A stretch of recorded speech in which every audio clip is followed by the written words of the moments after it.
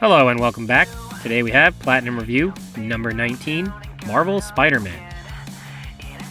Marvel Spider-Man is a third-person action-adventure game originally released in 2018 exclusively for the PlayStation 4. The game is published by Sony Interactive Entertainment and developed by one of my all-time favorite game developers, Insomniac, known for classic series like Spyro and Ratchet & Clank. Yuri Lowenthal, famous for playing Sasuke, among many other voice acting roles, stars as Peter Parker. A remastered version was released in 2020 for the PlayStation 5 and saw an updated facial model for Peter, but it is the original PlayStation 4 version that I played. The game begins with Peter getting ready in his apartment after receiving a police alert.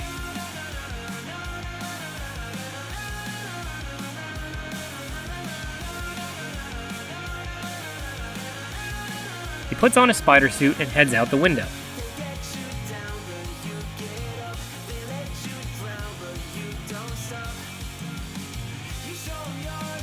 Here, the player is introduced to the basic controls and gets a feel for free swinging throughout the city.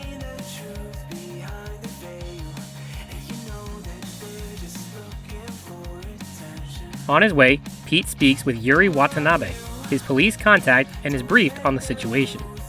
The police target is the Kingpin, Wilson Fisk, but his henchmen are bogging the police down in a shootout. Spider-Man arrives to assist, and the player is now introduced to the basics of combat. A wide variety of options are available, including physical attacks, web strikes, counters, throwing objects, and the use of gadgets.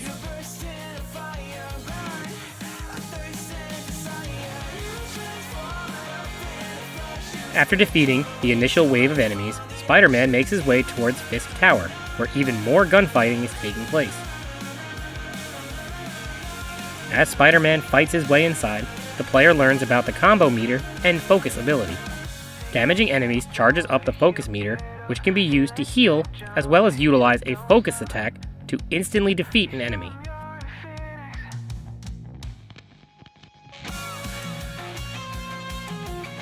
Take those shooters out.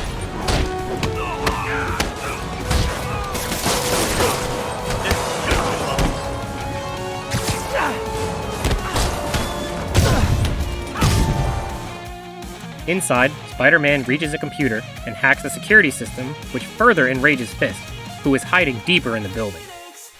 Hiding in the server. Cowardly. Even for you. Says the guy frantically erasing his search history. Damn you. Get that door down now! As enemies swarm the server room, the player learns even more combat moves, such as airstrikes and yanking enemies to the ground.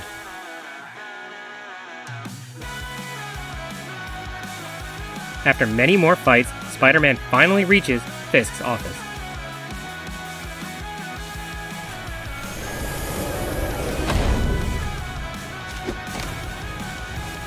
You do know I can still see you, right?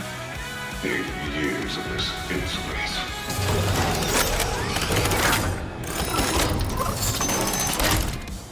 Oh, for me? You shouldn't have! Spider-Man is able to take them out and uses the turrets to break the glass protecting Fisk. He now battles Fisk, as well as many henchmen at the same time.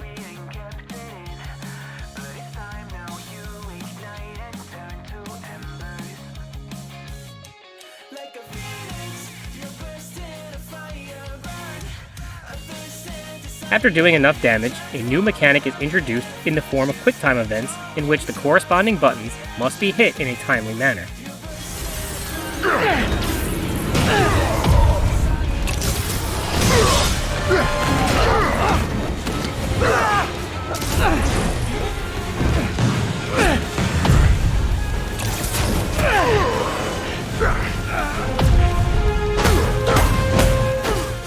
Successfully completing these results in Fisk being captured and sent to Rikers Island prison.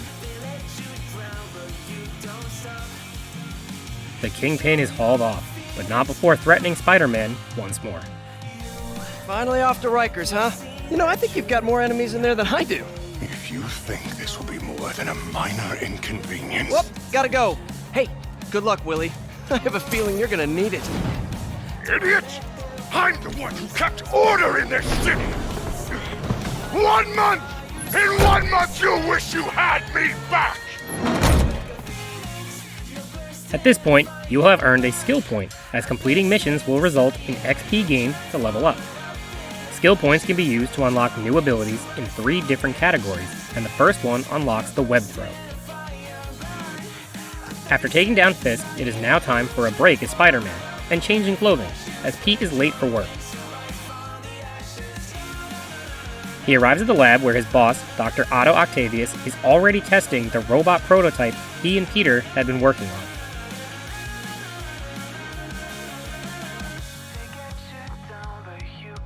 You started without me. The grant committee's director will be here soon.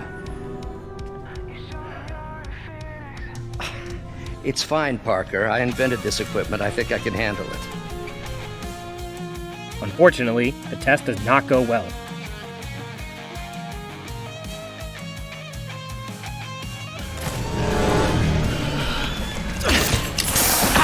Dr. Octavius, are you okay? Another setback. And to make matters worse, the grant committee director arrives right when things look worse.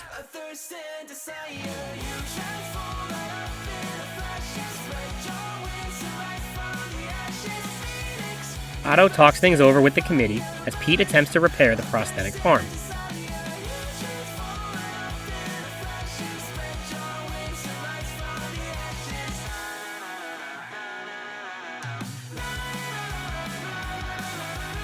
Here, the player is introduced to a puzzle minigame in which the voltage must be balanced. These offered a decent challenge and were a cool way to incorporate something new to represent Pete's science background and tinkering ability.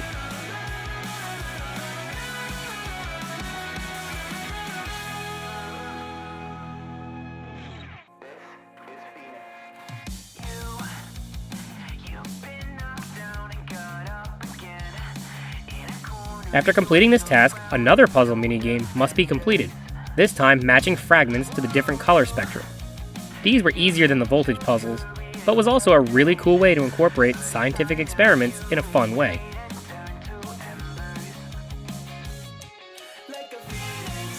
After completing the minigames, the prosthetic arm is repaired and Pete leaves the lab, ready to be Spider-Man once more. A call from Yuri sends him on his next mission.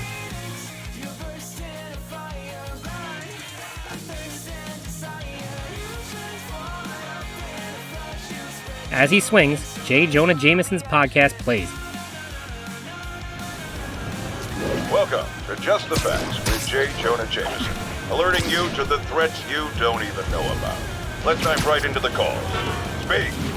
Okay, so not for nothing. You gotta give Spider-Man respect for taking down Wilson Fisk, right? I mean, one less mob boss for everyone. Is that right? Tell me, are you a police officer? Prosecutor? Maybe an award-winning reporter with decades on the job like me? No, I'm a plumber. Oh, good. Then fix my toilet and shut up! Let me explain something to you about crime busters. On the roof of the police station, Spider-Man meets Yuri in person to discuss their next moves. Now that you quit smoking, what do you tell people when you come up here? That I need a break from their crap. Fair enough. So, why'd you call? Yuri explains that the police surveillance towers are down and in need of repair.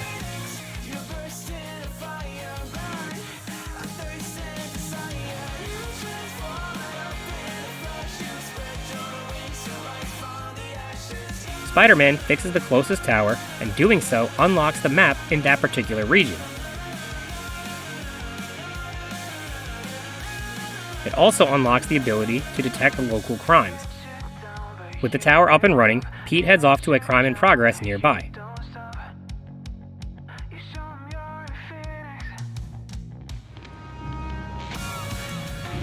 Do it! Watch my back.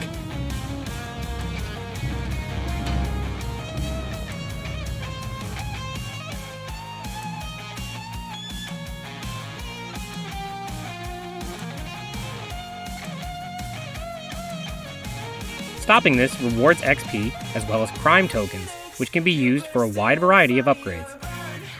he continues to repair additional surveillance towers. These will also show any collectibles, side missions, or miscellaneous tasks available in the corresponding region. Spider-Man makes his way towards the nearest waypoint, which is one of Pete's old backpacks from high school. There are 55 backpacks scattered around the city, and these serve as one of the game's many collectibles. In this case, the reward is XP and a backpack token. Similar to crime tokens, these are used for a wide variety of upgrades. While stopping crime and repairing the towers, Pete's spider suit was accidentally damaged in the process, so he heads back to the lab to make the needed repairs. Unfortunately, Pete is not careful, and Otto returns, catching him mid-repair. Otto plays it off as if Pete is Spider-Man's tech guy, much to Pete's relief, but I believe he was too smart to have not figured it out.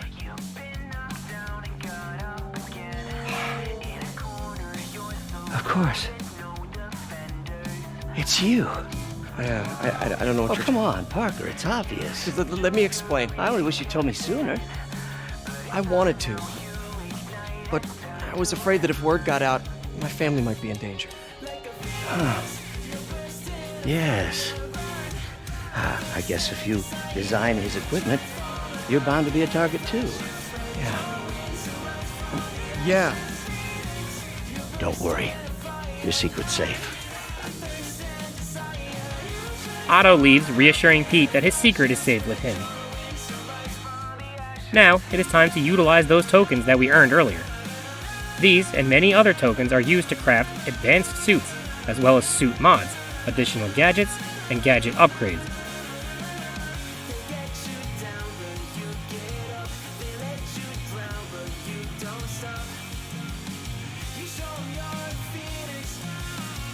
With the new suit equipped, Pete takes off and swings through the city, reinvigorated.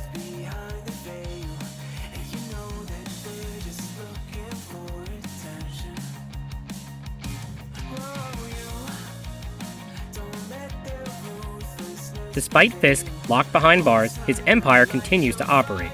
A lead takes Spider-Man to a construction site where no construction work is being done.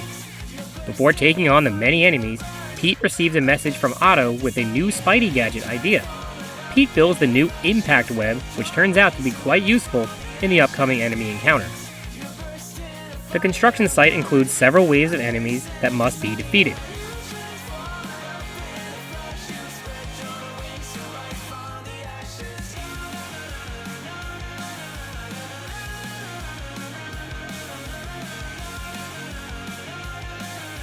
Place is locked down, Captain.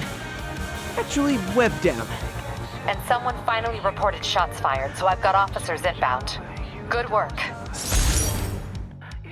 In addition to taking down this Fisk hideout, bonus objectives will provide additional XP and base tokens. Many Fisk hideouts are found throughout the city, and are an optional objective to complete outside the main story. The game allows for free roaming, and you are essentially Spider-Man, so how you choose to tackle the many threats in the city is up to you. Along the way, more side missions and tasks will unlock, and you can choose to complete those prior to the story missions to level up, or you can complete them after. The in-game map will show all available objectives and collectibles, and what percentage of each you have completed. Now, back to the main story, which picks up with Pete heading to the Feast homeless shelter where his Aunt May works. Mark, so sorry I'm late. You were right on time. Just keep her distracted while we get everything ready. You got it. Inside, he speaks with the director, Martin Lee, and assists in distracting Aunt May for her surprise party.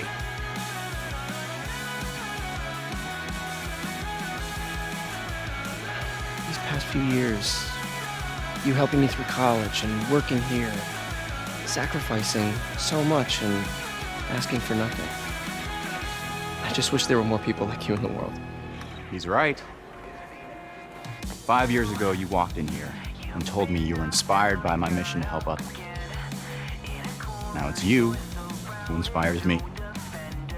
Thank you, May, for everything. Once the party concludes, it is back to Spider-Man duties for Pete. Yuri informs him that a silent alarm has been triggered at an auction house holding the estate sale of Fisk's property. Inside, Spider-Man finds armed men in demon masks holding a single hostage. I am losing patience. Where is the file? There's someone else here. They must have taken it.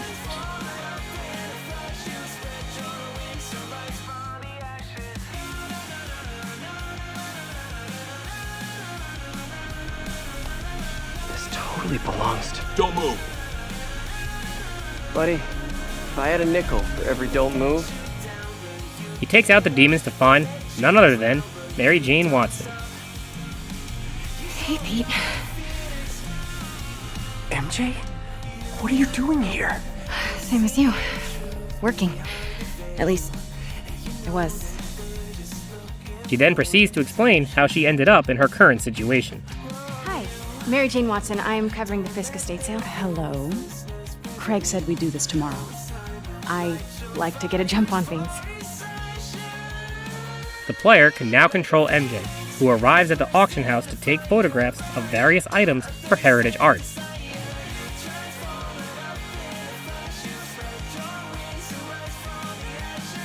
However, this is just a ruse, as she is secretly trying to find evidence of wrongdoing for the Daily Bugle.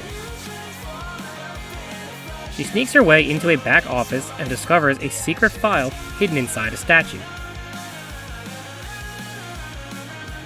The file mentions Norman Osborn and something called Devil's Breath.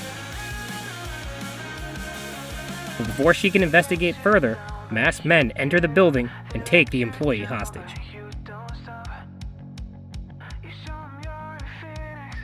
MJ was attempting to sneak out when she came across Pete. Pete then subdues numerous enemies, but not before some can escape with the hidden file.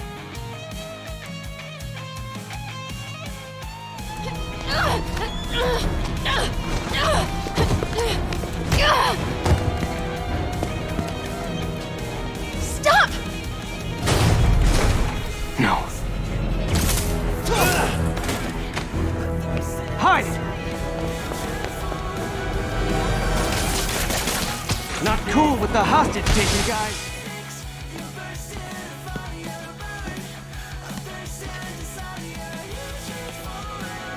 Huh. Looks antique. I think I know someone who could help track down where this came from. A job for later. A little while later, Pete and MJ meet up at Nick's Diner to catch up. They are not currently dating, having recently broken up, and things are still a little awkward.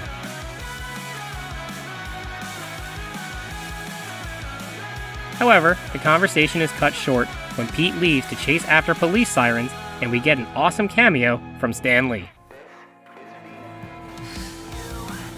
Love seeing you two together again. You always were my favorites.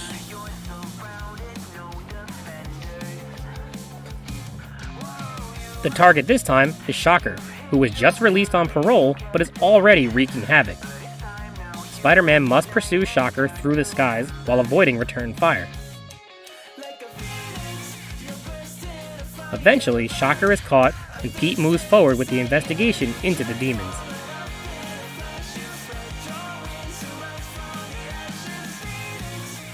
From here, it's back to the lab again, where Otto has been making significant improvements to the robotic technology. However, the excitement is short-lived as Mayor Norman Osborn arrives and begins seizing Otto's work. That's it. I'm calling the mayor's office directly. Peter Parker, how the hell are you? Speak of the devil. Mr. Osborn. Oh, please. How long have we known each other? It's Mr. Mayor. It's Norman. Norman! Norman, what do you think you're doing? The grant agreement you signed has strict safety provisions. This isn't your first violation. Under the guise of safety infractions, Norman shuts down operations and tries to convince Otto to continue his work at Oscorp.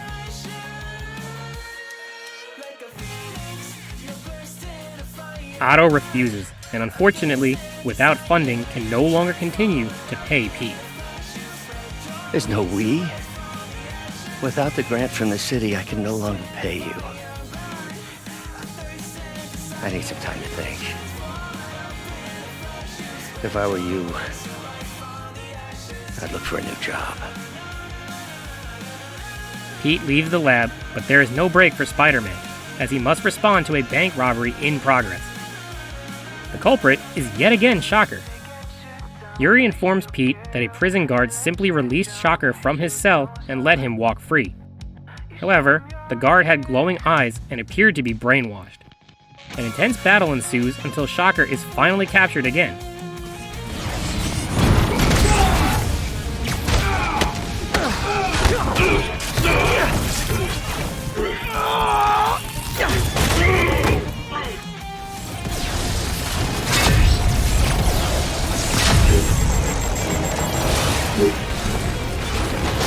Sorry, Herman.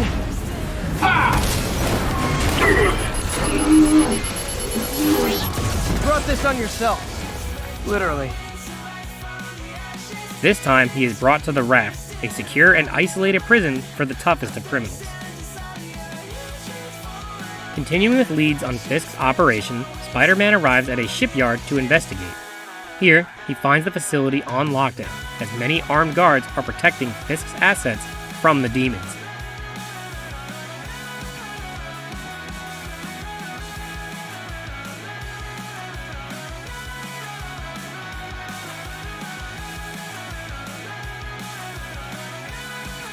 Spider-Man takes them out and meets up with police officer Jefferson Davis.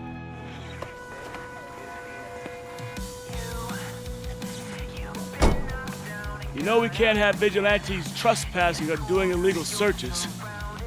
Yeah, I know. Which is why I brought a warrant. So what do you say we do some perfectly legal searching? Together, they search the warehouse and shipping containers within. Spider-Man utilizes a new electric web gadget to gain access to hidden areas. They find an underground area that was an old bootlegger tunnel. With Jeff at his side, they travel deep through the tunnel until they reach a massive armory, but the contents have been taken. They proceed further and discover demons actively loading trucks with the stolen Fisk items.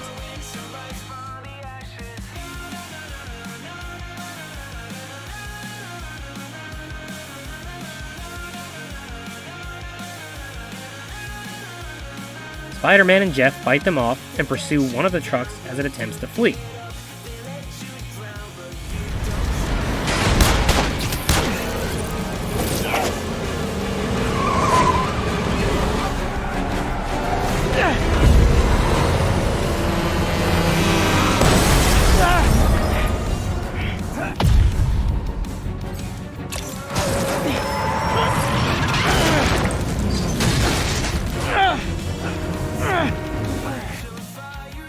Spider-Man saves the city from horrific carnage, but is about to be run down by a demon truck. That is, until badass Jeff shows up to save him in the nick of time.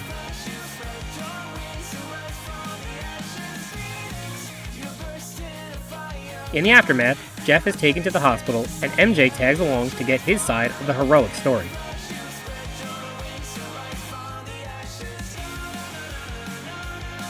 Pete returns to his apartment, but finds the locks changed and his belongings gone, having been evicted. He tracks down the garbage truck in search of an important item, his Spidey drive.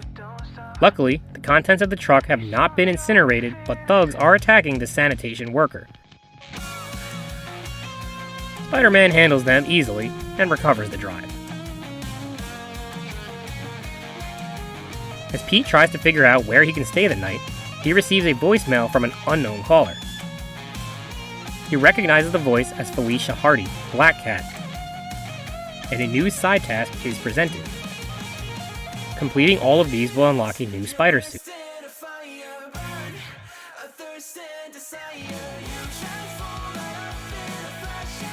At this point, fast travel is also unlocked, which is very helpful, and a brief cutscene plays during loading, which shows Spider-Man on public transportation, which was cool. Fortunately, Pete is able to crash at Feast and spends the night on Aunt May's couch. In the morning, he awakes to an envelope with cash from Aunt May.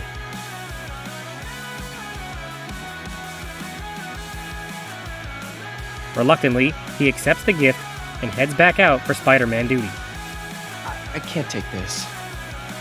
You can and you will. I'll pay you back. Soon. A new lead takes him to Consolidated Shipping.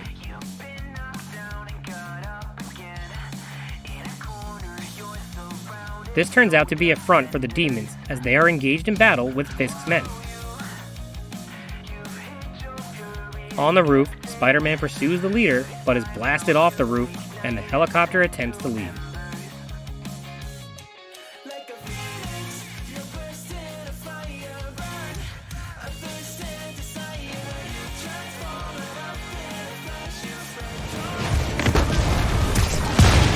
Hi!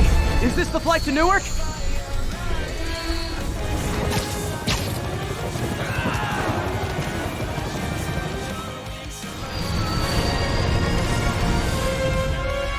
Please don't screw this up!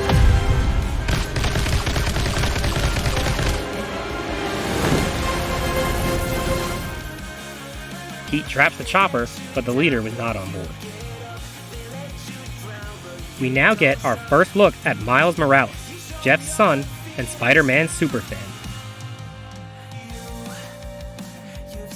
Miles and his mom are heading to City Hall, where Jeff is being honored for his heroic efforts. Pete and MJ are also in attendance as Mayor Osborn takes the stage and presents Jeff with an award. For acts of extraordinary bravery, above and beyond the call of duty, it is my privilege to present Officer Jefferson Davis with the Department Medal of Honor. As he does so, Norman receives a strange phone call and things begin to break down. Several men begin to reveal that they are equipped with bombs and are about to explode. True to form, Jeff protects others, but is caught up in the explosion.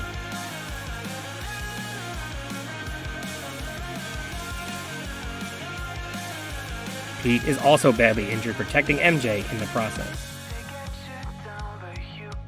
The player now controls Miles as he searches the wreckage for his parents.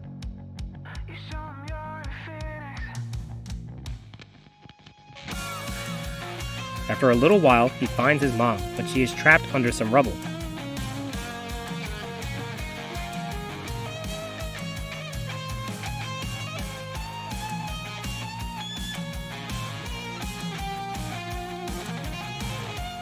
He frees her and continues to look for Jeff. Are you okay? Yeah. Are you okay? He reaches the stage, but it is swarmed by demons.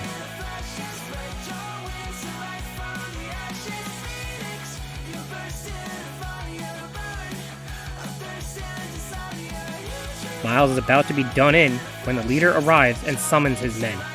The leader, Mr. Negative, reveals himself to be Martin Lee. Now free, Miles finds his father's body, but it is too late.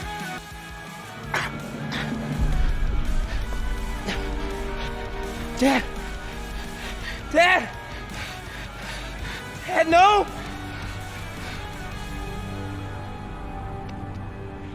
Wake up, Dad. Wake up. Wake up.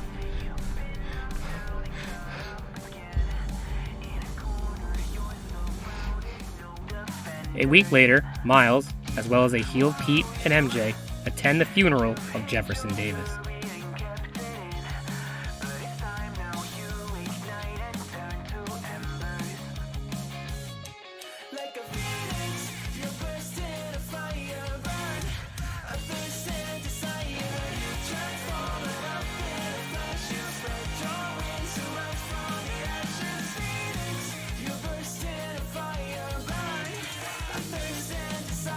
Pete tries to console Miles, but there is nothing he can do.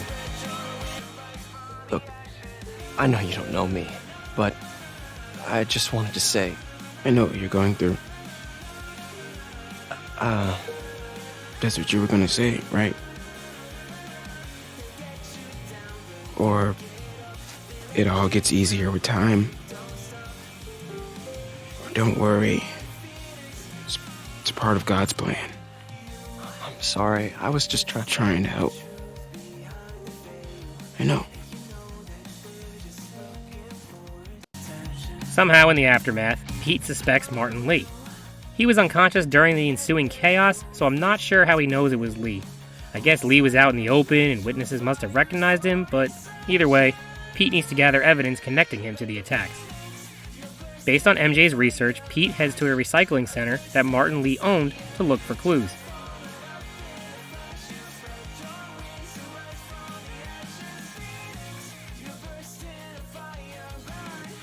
He breaks inside and finds just what he was looking for. Documents connect Lee to Consolidated Shipping, as well as the stolen Fisk weapons. It also appears that the next target is Norman Osborn's campaign offices. He provides this information to Yuri, and a new objective is added to the map. These locations are demon warehouses, and similar to Fisk hideouts, can be taken out to earn XP and base tokens.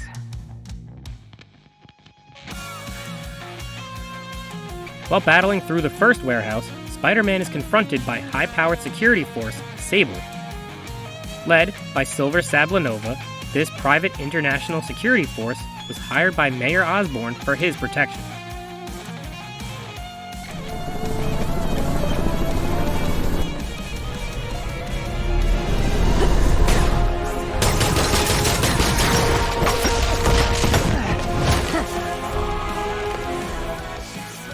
Release him!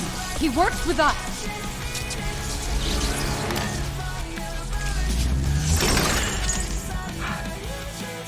Now, it's time for a quick break from Spider-Man.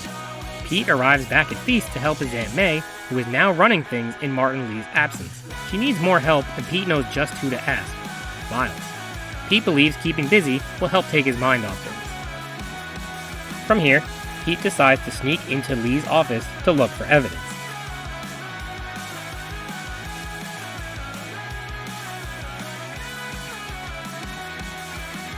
Inside, he finds a secret room, filled with just what he was looking for.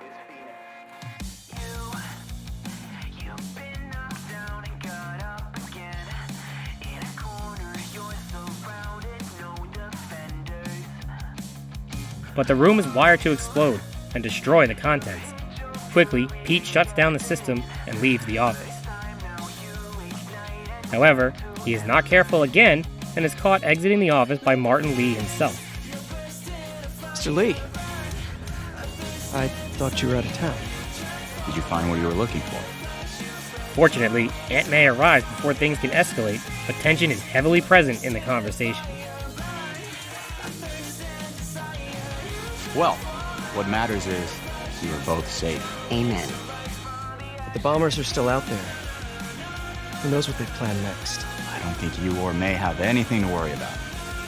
As long as you stay away from places you're not supposed to be. Lee leaves Feast, as does Pete.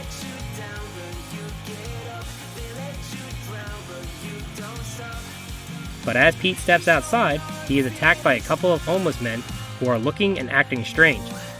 They have glowing eyes, similar to the prison guard that released Shocker, and are clearly doing the bidding of Martin Lee. Pete fights them off, but not before Lee drives away.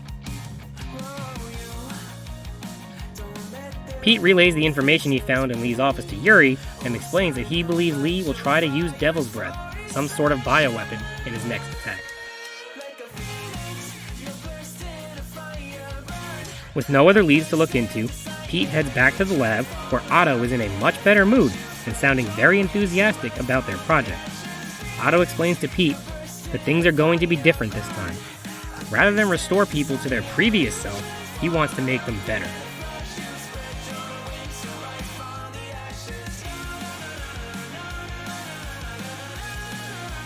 But as usual, the test goes sour quickly, and Otto's demeanor returns to anger and frustration.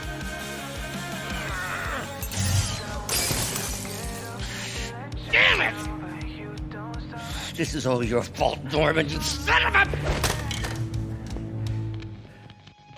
Pete asks Otto about his history with Norman. Seems you and Norman have a bit of a history. We were lab partners in college. Became friends. Decided to start a business. Why'd you leave? Norman became more and more obsessed with genetics. He started a project I considered unethical. After he repairs the damage, they retest the robotics. This time, everything works perfectly, and Otto is excited for the next step, neural interface. Leaving the lab, Pete now heads to MJ's apartment, where they agree to meet up for dinner and to discuss their next move. As Pete arrives, MJ immediately begins telling Pete what she has just been up to.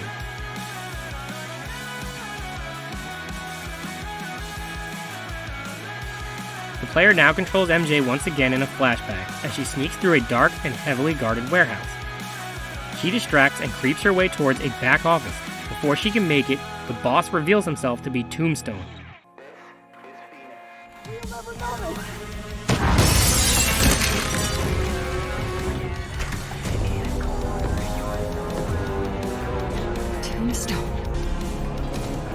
Such a disappointment. Bulletproof and deadly, Tombstone must be carefully avoided. MJ is able to finally reach the office, where she discovers blueprints for an armored vehicle Tombstone is making for Lee, as well as GPS trackers. She grabs a tracker and sneaks out the back door.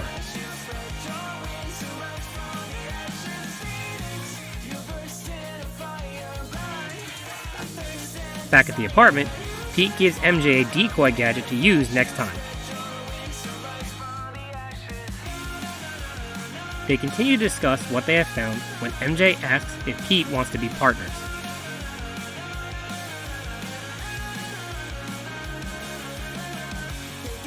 But before he can answer, the food starts to burn. He then gets a report of a break-in at the home of Oscorp's CFO and leaves before they can discuss things further.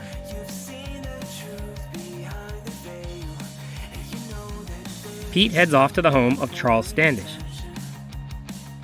He calls MJ on the way, and she looks into how he may be connected to Devil's Breath. They agree to be partners as Pete arrives outside the penthouse. Demons are everywhere, and Spider-Man must fight many off before reaching the elevator shaft to climb to the top.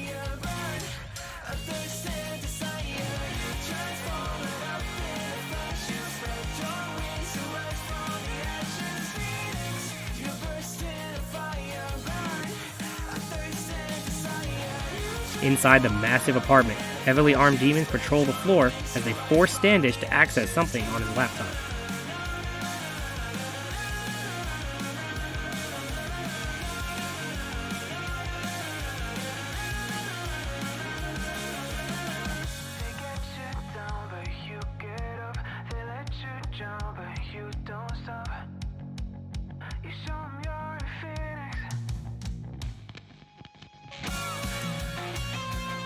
Spider-Man takes them out and rescues Standish. Standish informs him that the demons were looking for financial records regarding Devil's Breath, as well as payroll records for a Dr. Isaac Delaney.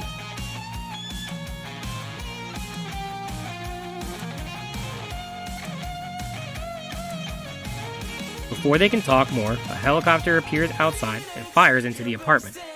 Spider-Man and Standish are forced to escape back down the elevator shaft, just narrowly avoiding disaster. Wait, the elevator!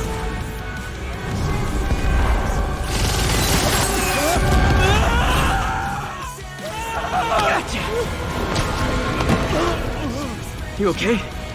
Yeah, I think so. Spider-Man then patrols the city when he receives a message about a suspicious-looking box on a rooftop. He investigates and discovers the box was left by Taskmaster.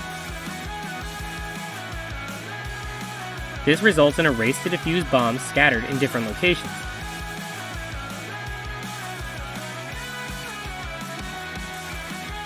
The faster the task is completed, the higher the rank and reward. Here, XP and challenge tokens are earned, as this serves as yet another optional objective on the map. By now, MJ has some information on Delaney, and Pete looks for him at a Halloween party, but he is in costume. Fortunately, so is Pete.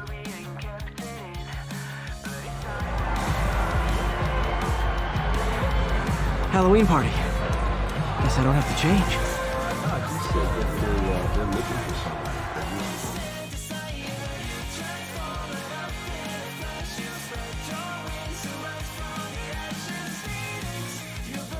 After searching through many costume guests, Pete spots Delaney being hauled away inside a building by demons.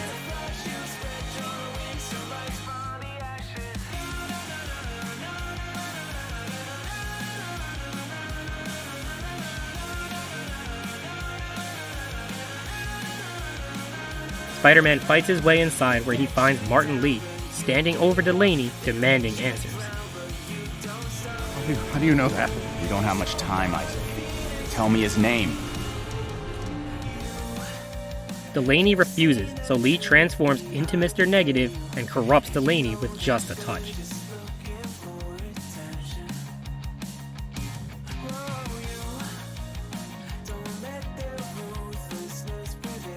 Mr. Negative sends a Kamehameha-like wave at Spider-Man, knocking him back. Delaney then provides the name Lee wants, Dr. Morgan Michaels.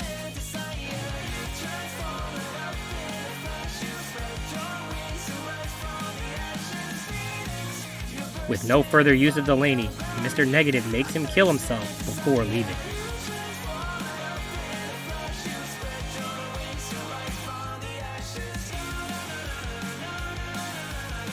Spider-Man fights his way out, but it is too late. Lee is gone, and Delaney is dead. He calls Yuri to find and protect Dr. Michaels before it is too late, and she confirms that Sable has him under their protection, whatever that means. Pete then fills MJ in on what happened. She in turn tells him that she has discovered that Osborn had Fisk build a secret lab to house Devil's Breath. Unfortunately, the location of the lab is unknown, so Pete decides to look for it himself by sneaking into Norman's office at Oscorp headquarters. He climbs the building and shuts down security systems from the outside. With these offline, he is able to make his way inside and access Norman's computer. He learns that Devil's Breath, codenamed GR27, was developed to cure any genetic disease. However, it incorrectly targeted the immune system, leading to widespread exposure and death. Dr. Michaels carries the only known sample with him at all times. Pete relays what he has discovered to MJ, but she is busy with her own encounter. She figured out that Standish is being held at Sable's Central Park compound and is currently infiltrating it to reach him. Control now switches to MJ as the player sneaks through the Sable compound in search of Standish. MJ can now utilize the new decoy gadget that Pete gave her to distract guards, allowing for safe passage past them.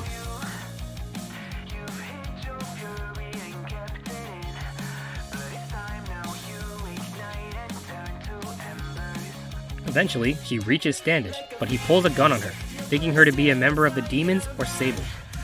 Holy crap! Charles, where is Dr. Morgan Michaels? Lee sent you. Didn't he? If he wants to kill me, tell him to do it.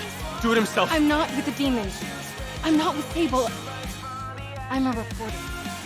She informs him that she is just a reporter, and he lowers his weapon. Honestly, we stopped.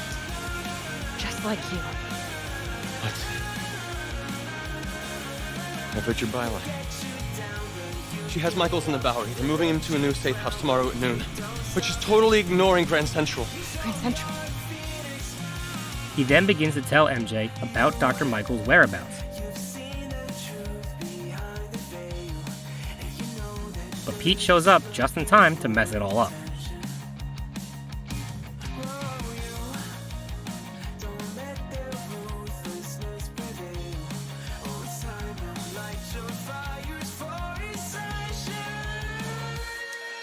Angry, MJ heads back to her apartment as she explains to Pete that this is the reason they broke up in the first place. You know this is exactly why we broke up. I thought we broke up so you could focus on your career. We broke up because you wouldn't stop treating me like a baby. Don't do this, MJ. Don't do that, MJ. Oh, that's too dangerous, MJ. I may not have super spider powers, but I'm not made out of glass. You snuck into the middle of an armed military... You know what? Can we not do this right now, please? They cut the conversation short, and she gives Pete the only information she was able to get, that Dr. Michaels is being held at the Bowery. He then proceeds back to the lab, where Otto is ready for the neural interface. Pete makes some quick adjustments to the response time, and they begin the test.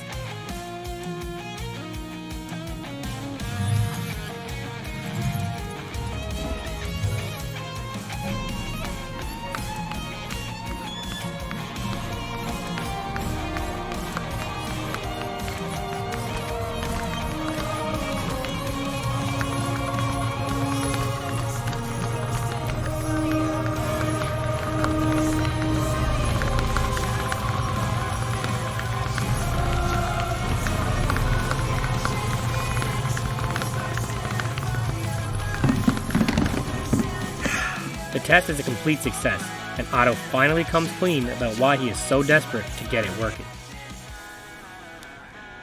Doctor, what's going on? It's become that obvious. My doctors call it a degenerative neurological disorder. Probably caused by overexposure to toxic chemicals in my reckless youth. Sorry, is there anything I can do? You already are. He has a degenerative neurological disorder that will result in the loss of his motor functions within a year. Pete discovers, though, that the neural implant must be implemented carefully as it can result in personality and mood changes. Satisfied with the results for now, Pete leaves the lab to be Spider-Man once again. The game then cuts to Miles being mugged in a back alley.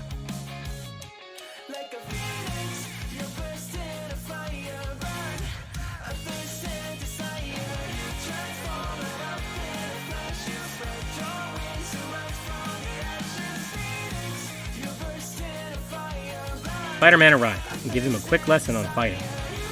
Put him up. Seriously? Yeah, come on. First thing, don't let the adrenaline get to you. Breathe slow, breathe deep, relax. Hip square to your opponent.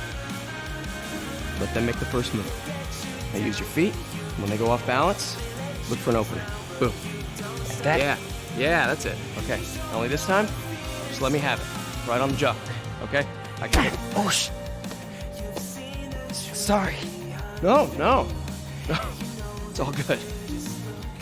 You keep that up and you'll be fine. All right, lesson's over. Gotta go. Hey, Thanks. Anytime. After, Miles makes his way to Feast for his first day, where Pete is already waiting for him. Miles meets some of the people at the shelter, fixes the TV, and helps Aunt May with the cooking.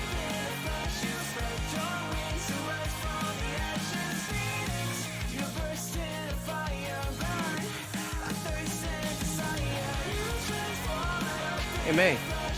I gotta take off, but brought some help for you. Miles, it's nice to see you.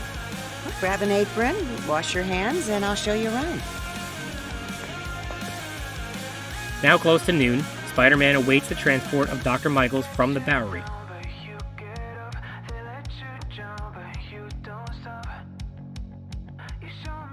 Just as expected, the demons attack the transporting convoy.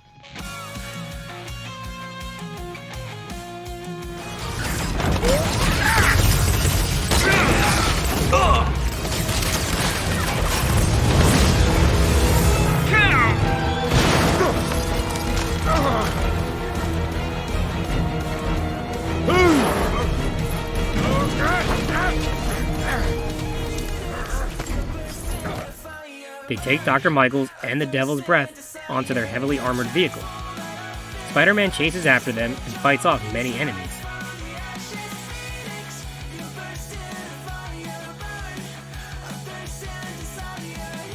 He eventually reaches the front where Mr. Negative is riding.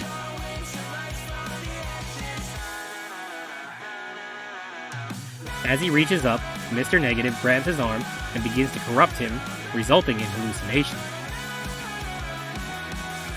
I must be honest, I was hoping to bring you here. My abilities lend me a certain persuasiveness. I've been watching you. I was waiting for you at City Hall. Spider-Man is able to break free and stop the truck, but it is not enough.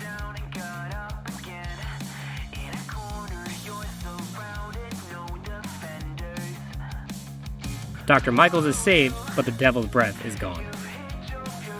Silver Sable blames Spider-Man, but Dr. Michaels has his back. Where's the serum? I'm gone. So-called superhero. You think you save people, but you just make it worse. This is your fault. My fault? He was under your protection. You really need two of those? Stop! We need to brief Mr. Osborn now. Spider-Man must now pursue Martin Lee before it is too late and Devil's Breath is used. He calls MJ, but she is unavailable by phone. The game then cuts to MJ inside Grand Central Terminal looking for clues. She examines the various Oscorp displays until she finds the one the demons are interested in, a microbe dispersal device.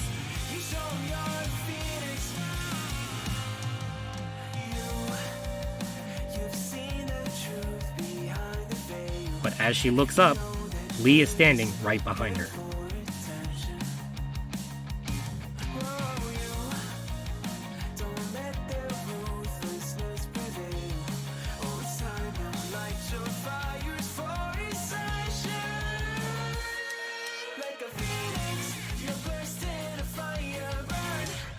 Pete then arrives, and with MJ's help, they sneak around to distract the demons to try to reach the device.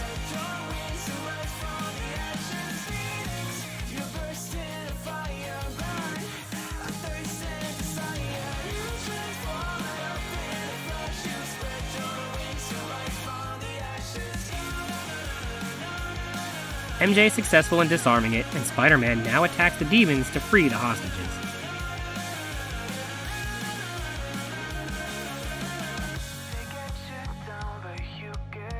He fights them all and then pursues Mr. Negative onto a passing train.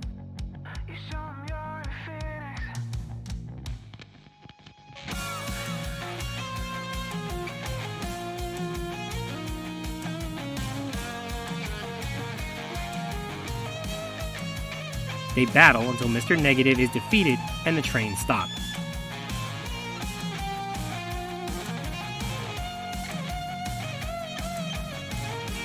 Lee is hauled off to the raft and the dispersal device is taken away by Sable.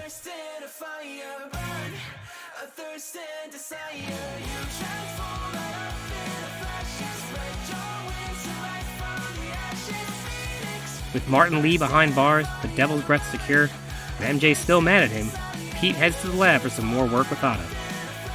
As he arrives, Otto eagerly shows off his new robotic arms and complete neural interface.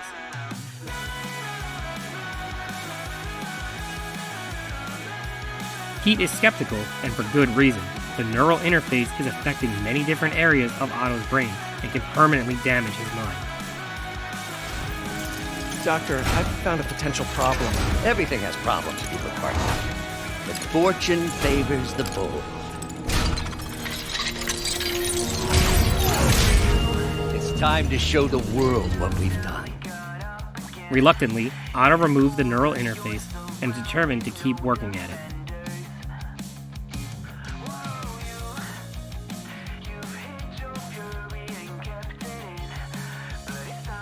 Pete leaves the lab, but an image of Norman on the TV screen makes Otto change his mind and reinsert the neural interface. Lee is now behind bars. When I make a promise to this city, I keep it. People of New York will soon make a decision that can change the course of this city forever. We are all safer now than we have ever been. Liar! You have no idea what you're in for. Unaware, Pete heads back to Feast to help Aunt May. Well, you know, she's, it's complicated. Honesty. That's what got me and Ben through the rough patches. So, are you honest with her? Does she know the real you? As she is attempting to have a heart-to-heart conversation with Pete, The news shows that the Sable truck carrying the dispersal device has been attacked, and off Pete goes.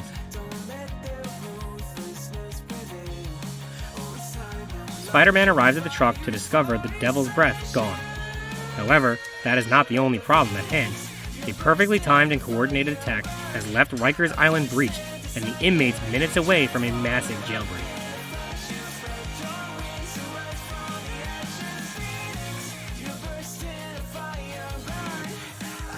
Pete assists the police and corrections officers to contain as many prisoners as he can. Some attempt to steal a helicopter, but are foiled.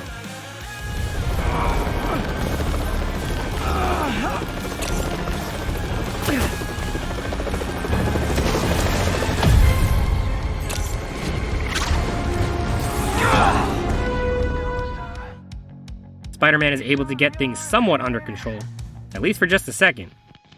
In the distance, he spots a huge surge of electricity and fears that the raft is no longer secure.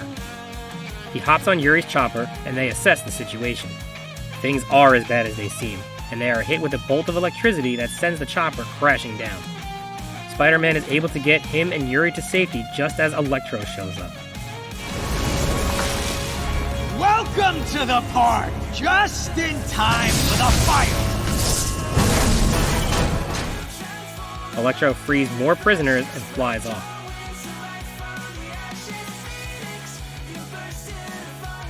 Pete fights these off and chases after Electro.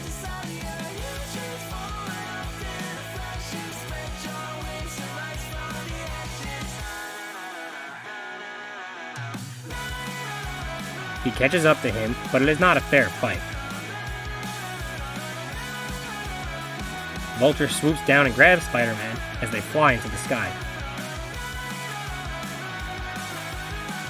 He breaks free and chases after Electro once more. He pursues him to the top of a building when things go from bad to worse, as Rhino and Scorpion now join the fight.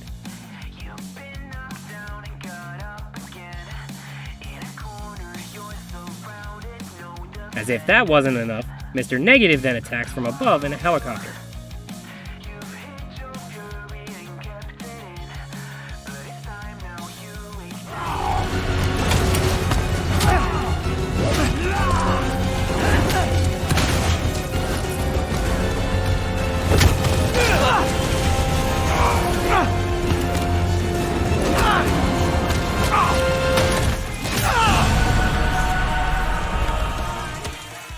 They team up on and beat down Spider-Man, who appears to have no chance.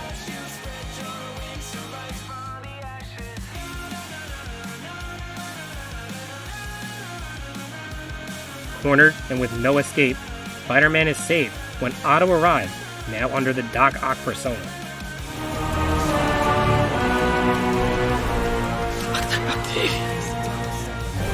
First and final warning.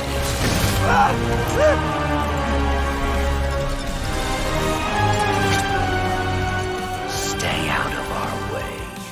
I assume because he knows Spider-Man is actually Pete the whole time, he gives him one final warning to stay away and throws him off the building. Doc Ock then proceeds to do the unthinkable. He releases Devil's Breath, infecting the entire city.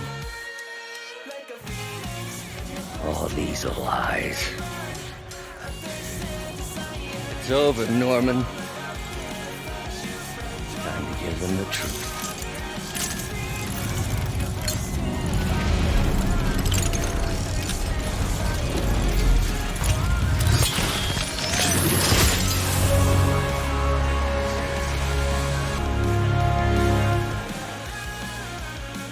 Sable secures the borders, trapping everyone within the contaminated zone.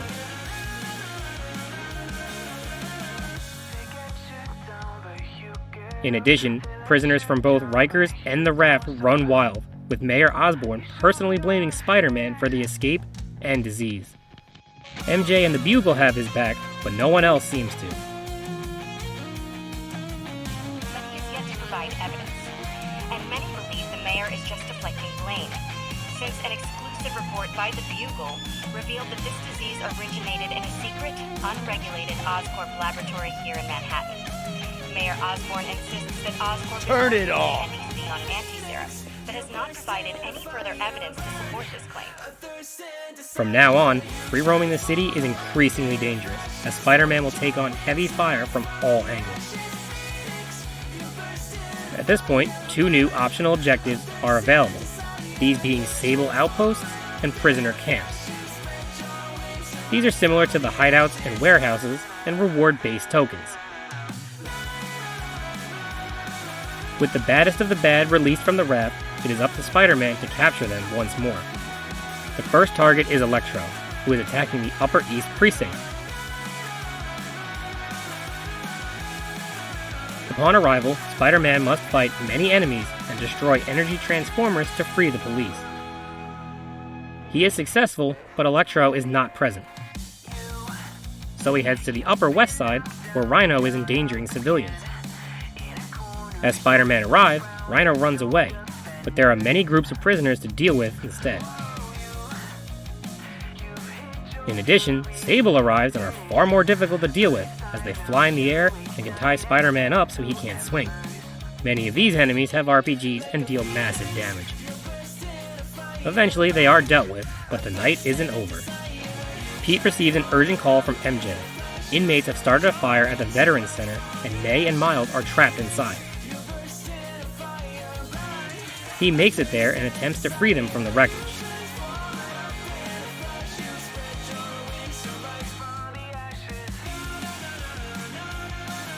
MJ also arrives to help. Together, they save Aunt May and Miles, but Pete is unable to make it.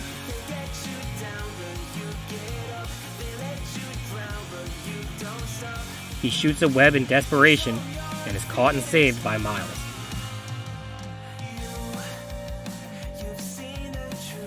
With MJ's help, Miles gets Spider-Man safely out of the building. MJ, if it weren't for you and Miles, I would have been... As dead as I would have been the last 8,500 times you saved me. I'm sorry I screwed things up. It's just hard being the one who always gets saved, you know? Sometimes I want to do the saving. I'm sorry I made you feel like you couldn't. Still pleasant? Always. Safe on a nearby rooftop, Pete and MJ have a heartfelt talk about their relationship before Miles interrupts, still fanboying over Spider-Man.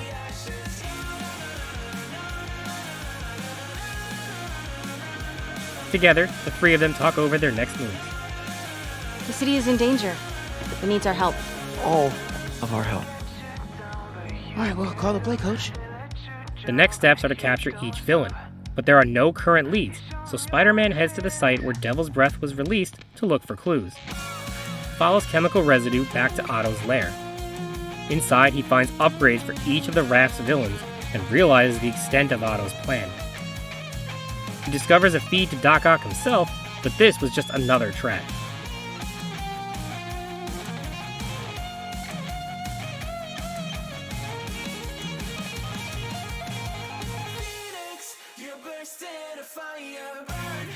Pete flees the explosion, but is caught by Vulture. Vulture takes him towards Electro, and Spider-Man must take them on simultaneously.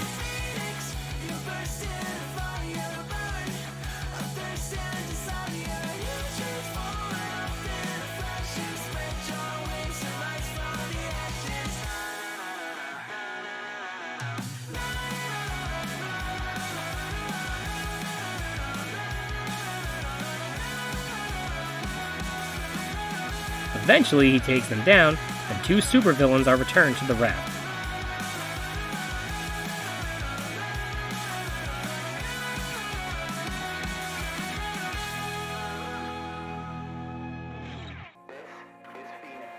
Next day, Pete pursues Scorpion, but when he tracks him down, he mistakenly lets his guard down long enough to be poisoned.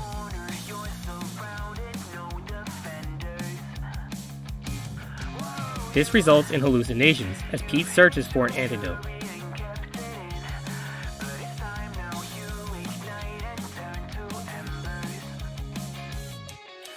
He fights within these hallucinations against many scorpions until emerging victorious and cured, but naked in the lab.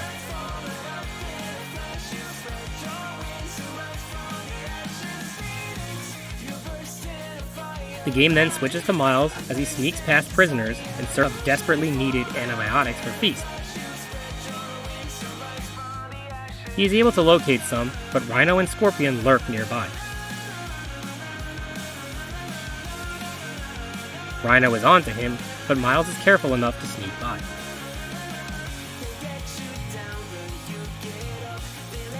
However, trouble keeps finding Miles as he confronts two prisoners on his way back. With his lesson from Spider-Man, he fights them off and returns to Feast with the medicine. We now switch back to Pete, who is taking down supervillains. This time, he confronts both Rhino and Scorpion.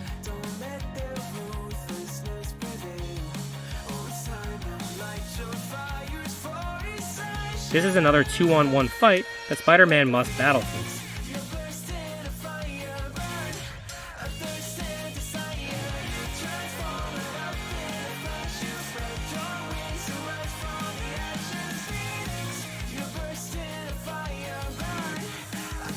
Eventually, he traps them both in the shipping container, and they are returned to the raft.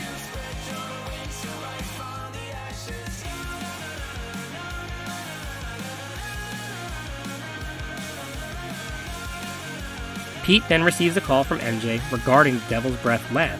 She was unable to find any record of it, so she decides to sneak into Norman's penthouse to look further. The player now controls MJ as she creates a diversion to sneak past Sable's security and into the elevator leading to Norman's apartment.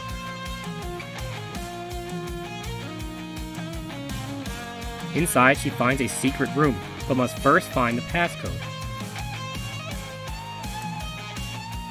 She is able to figure it out, but by this time, Sable and Norman have returned. He must sneak past and take out guards to reach the control panel.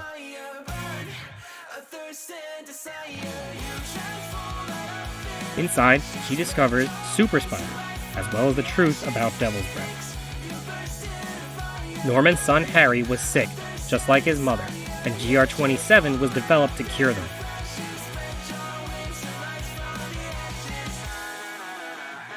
She discovers a horrifying file on the computer. 要害怕，妈妈在。这个会治好你，放心。你在床上发生了什么事？我操！别妈妈呼吸！靠！I'm not the physician. Wake up, please. Hoisting ready. I'm going in there. No, you can't. It's too late. Make it stop.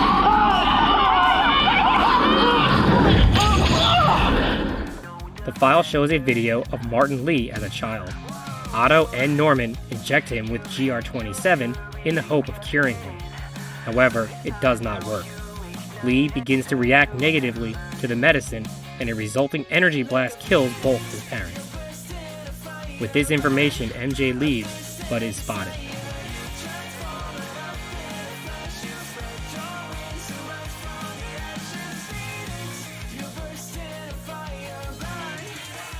Fortunately, Pete arrives just in time to save him. Now that they have the location of the secret lab, Pete heads to Oscorp Industries. However, Mr. Negative is already there, and he Palpatines his way inside, taking Norman hostage.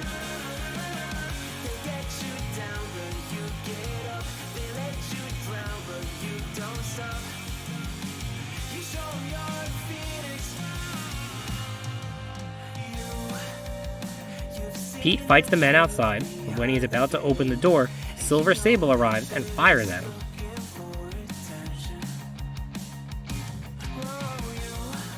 Pete is able to convince her to put their differences aside, at least temporarily. Give me one good reason I should not kill you right now. Listen, I don't like you, you don't like me. But Lee has your client inside this building right now, and he's gonna kill him if we don't do something. We could fight each other, or we could fight Lee, but not both.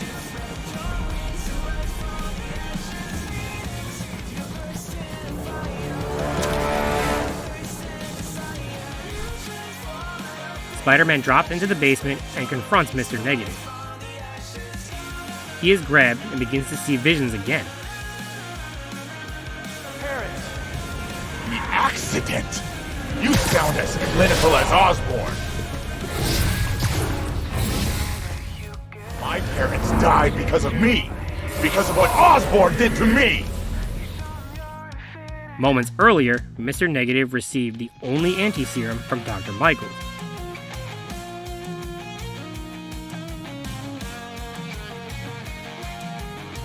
And was about to finish off Norman when Spider-Man arrived.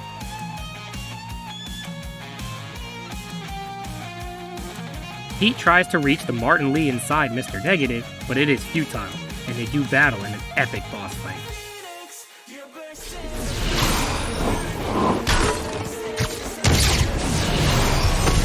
This isn't you! This is exactly who I am! This is a big deal.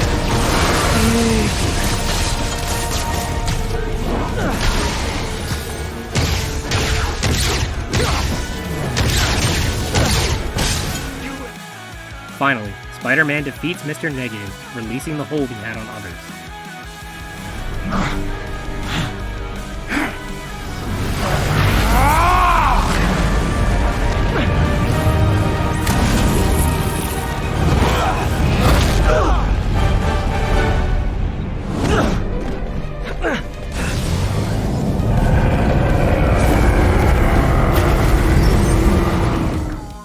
But the victory is short-lived, as Doc Ock arrives and takes the anti-serum. He leaves Pete lying on the ground and takes Norman with him.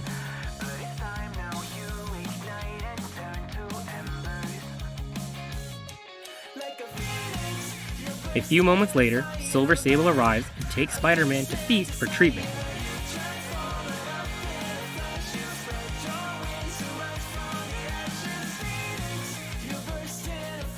Doesn't look good, but Dr. Michaels does what he can as there are no other options.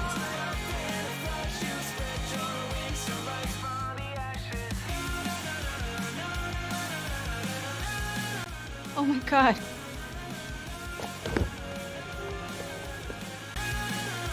Fortunately, Pete is going to be okay. As he comes to, he asks about Aunt May, but her condition is worse than his. She is dying, so despite his injuries, Pete heads out to find Otto and finish this once and for all. MJ then gives her famous line as a radioactive spider from Osborn's apartment crawls onto Miles. Go get him, Tiger.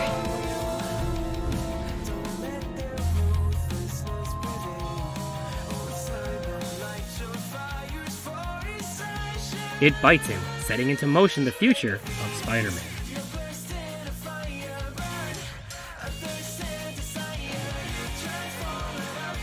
Pete heads to the lab in search of a way to disrupt the neural interface. Inside, he prepares for the final battle and emerges ready with a new, stylish, mechanized spider suit.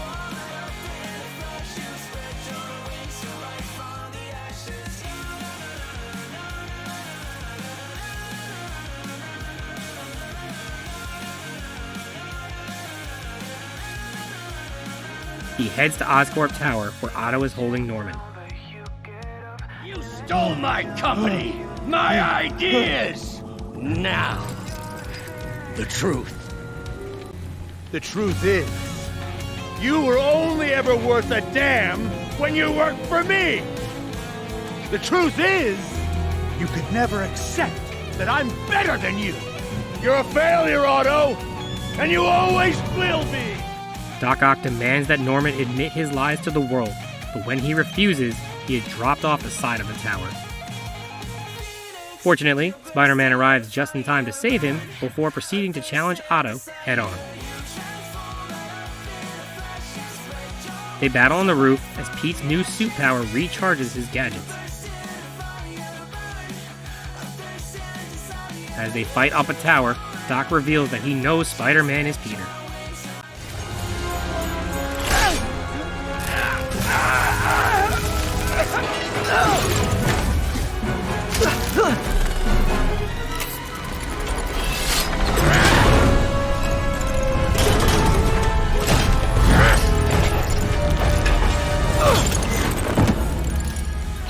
Such a disappointment. Parker.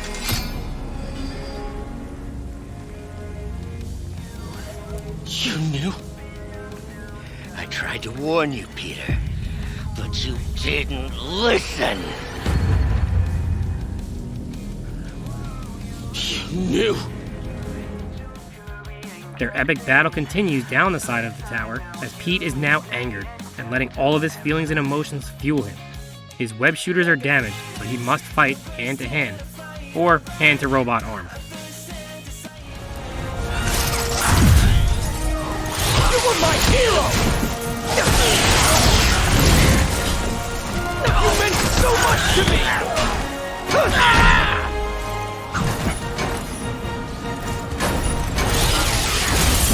I hate that you're making me do this! We were going to change the world!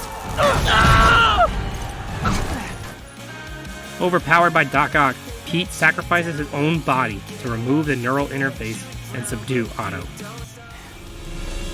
I couldn't agree more! No!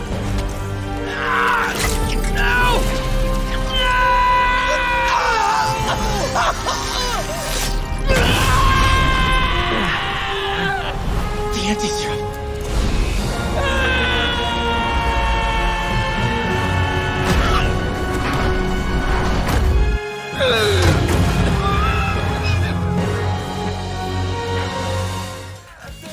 Otto crashes below as Pete saves the anti-serum. They talk one last time as Pete makes the tough decision to turn his back on his former friend and mentor. I saw you as a son. I should have known you'd turn on me, just like all the others. Turn. I've worshipped you. Your mind, your conscience, wanting to help others. The way you never gave up. That's because men like us have a duty, a responsibility, to use our talents in the service of others. Even if they don't appreciate it, we have to do what's best for those beneath us, whether they understand it or not. No, you're wrong! You are everything I wanted to be! You just threw it away! Please, Peter. That wasn't me. You said you'd never abandon me. You promised. Remember?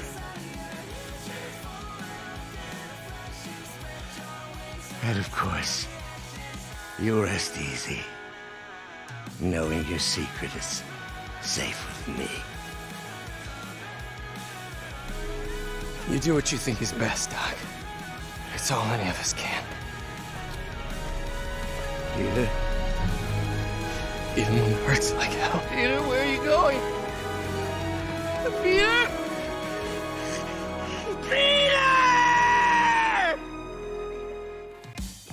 Back at Feast, Dr. Michaels analyzes the anti-serum. He will be able to replicate the cure for everyone, but Aunt May is running out of time.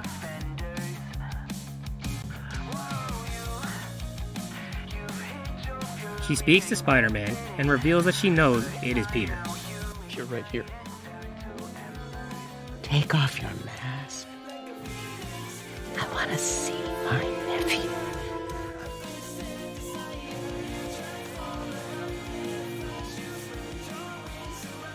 You knew?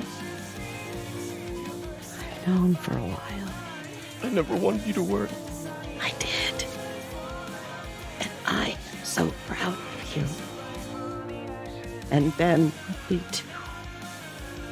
All the people you saved. I don't know what to do. Yes, you do.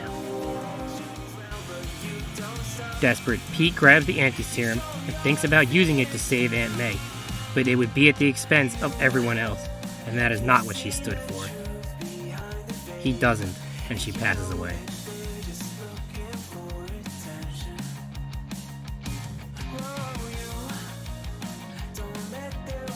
Later, Miles helps with anti-serum distribution before attending the funeral of Aunt May.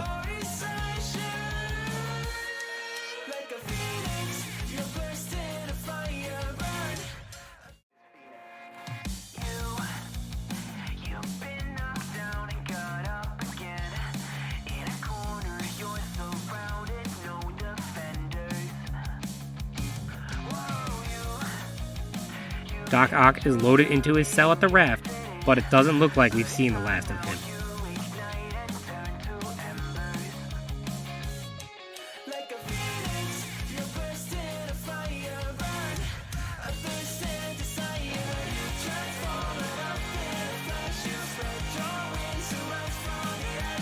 Back at Nick's diner, Pete and MJ reconcile, and the game ends.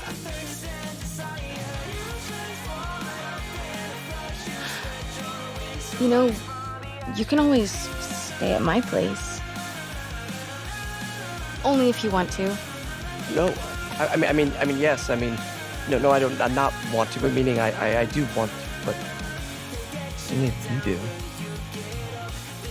I never stopped wanting to. Me neither.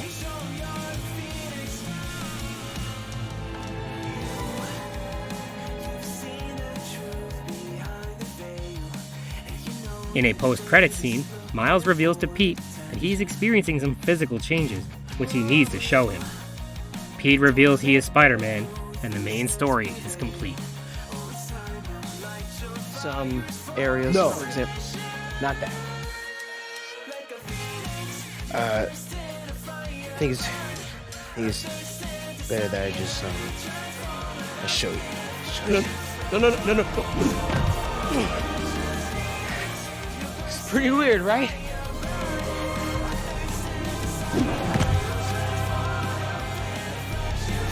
Not that weird.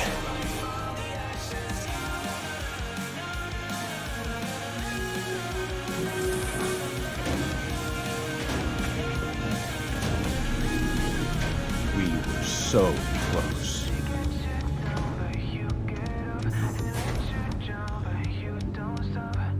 But I'll keep trying.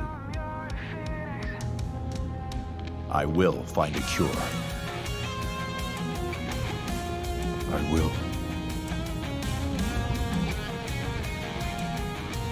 I love you, son.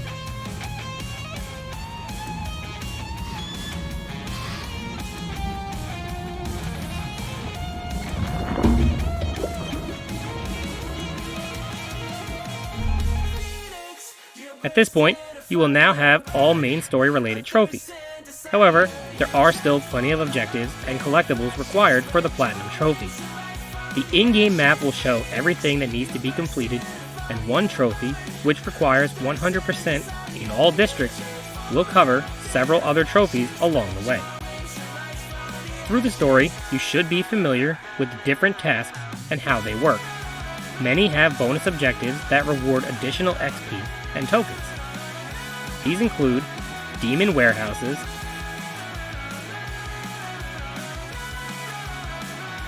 Fisk hideouts,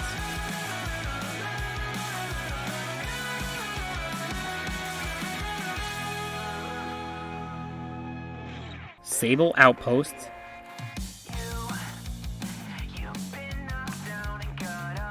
prisoner camps,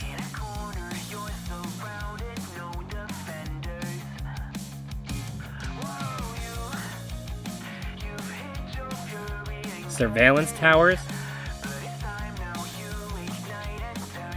landmarks,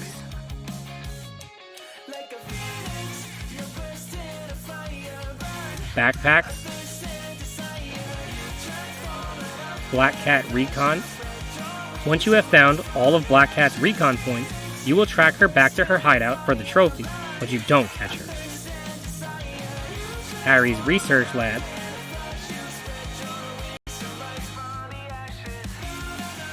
Taskmaster challenges. For the Taskmaster challenges, there are 3 tiers based on how good you do.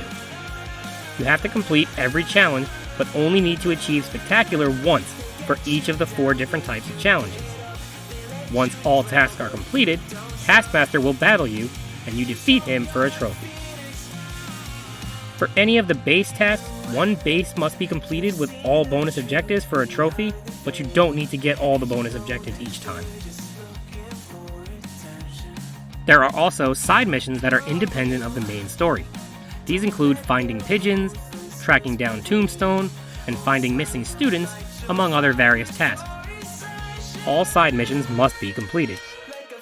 Related to the various tasks is the trophy for obtaining all suits, crafting 15 upgrades, and acquiring all skills, which utilize the XP and tokens that have been obtained throughout your journey.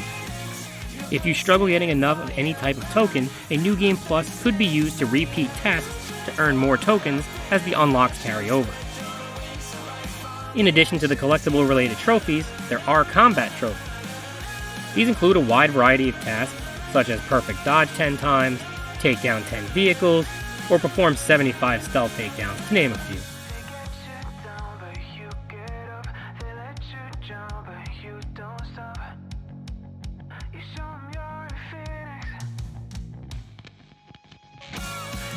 Once these are completed, a few miscellaneous items are all that stand in the way of the platinum. These include praying at Uncle Ben's grave,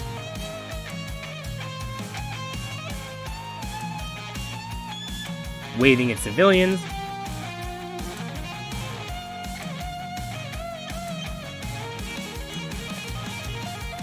perching on top of the Avengers Tower,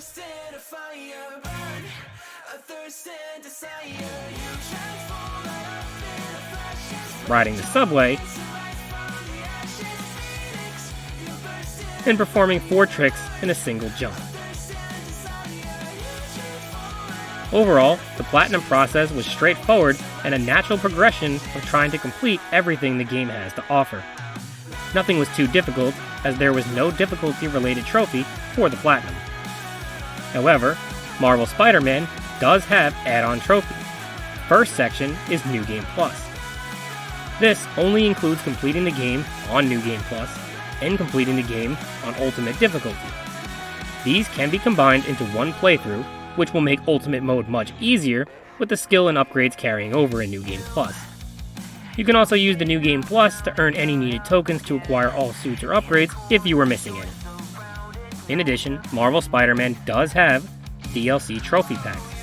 Titled The City That Never Sleeps, this storyline is broken up into 3 story arcs. The first is The Heist, which follows Felicia Hardy, aka Black Cat. The trophies here are to 100% the new content, which includes finishing the story missions, completing new crime types, and finding new collectibles. Also new are Screwball challenges. These are similar to Taskmaster challenges in that there are 3 tiers based on how well you do. However, unlike the Taskmaster challenges, all of the Screwball challenges must be completed with a spectacular rating. The next story arc is Turf Wars, which follows Hammerhead and involves Yuri. The trophies here are essentially the same, requiring 100% completion through story missions, new crimes and collectibles, and spectacular rating on all Screwball challenges. The final story arc is Silver Lining and sees the return of Silver Sable. The trophies are the same as the previous arcs here. In general, the City That Never Sleeps DLC trophies were harder than the regular Platinum trophy, since Screwball challenges require spectacular, and some could be quite difficult. The DLC also introduced a new enemy type with a high-speed turret that was hard to defeat at times. Otherwise, this was a welcome supplement to the main game. Overall, I recommend this game and going for the Platinum if you are a fan of Marvel, especially Spider-Man. The ability to free roam and swing through the city created a wonderfully immersive experience where you truly felt like you were Spider-Man himself. You have a lot of tasks to complete, but how you approach everything is up to you. The Platinum Trophy was relatively easy to obtain and is well worth the effort, as it was a natural extension of just playing the game. There is a wide depth of customization, as there are many suits to choose from, each with not just a unique look, but a unique ability as well. There are many gadgets and techniques that offer a wide array of strategies to take out enemies. The New Game Plus and DLC was slightly harder than the main game, but with your skills and upgrades carrying over, it was not too bad. In addition to the smooth flow of combat and overall fun gameplay, The voice acting was absolutely phenomenal, with Yuri Lowenthal leading the way as Peter. Cutscenes were incredibly intense and emotionally epic at times, making it easy to forget you were not watching a movie. The action sequences were beautifully animated and completely immersive. The game is simply amazing. Thank you for watching, and I'll see you next time for Platinum Review number 20.